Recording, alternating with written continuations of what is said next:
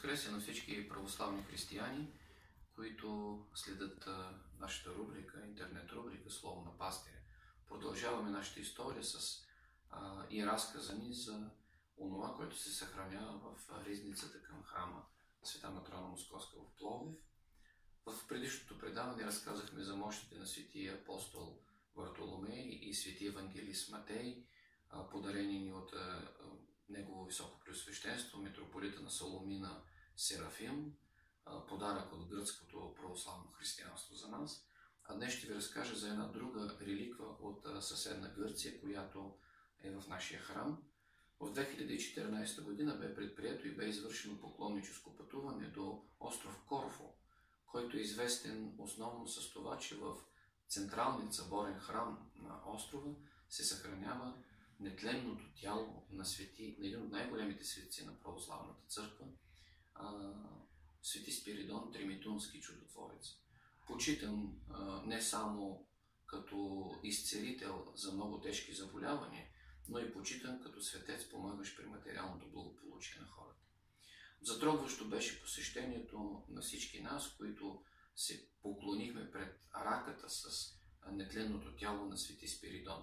Имахме огромното щастие именно в този момент да присъстваме на отварянето на раката и можехме да се докоснем до свещеното тяло на този велик православен светец.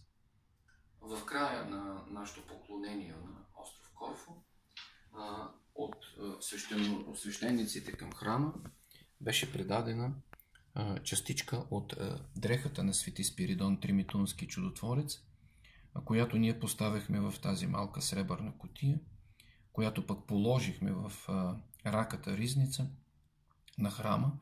И днес сме изключително щастливи, че има много православни християни, които имат възможността да се поклонят през тази свещена реликва, а именно частичка от дрехата стихара на този велик светител на православната църква, свети Спиридон Тримитунски чудотворец. Изключителен молитвеник, изключителен помощник при тежки материални несгоди, изключителен помощник за онези, които искат да работят и които искат благословението на Бог в началото на всяко едно трудово начинание, и изключителен изцелител, особено що се касае до болести, свързани с главата и ставите.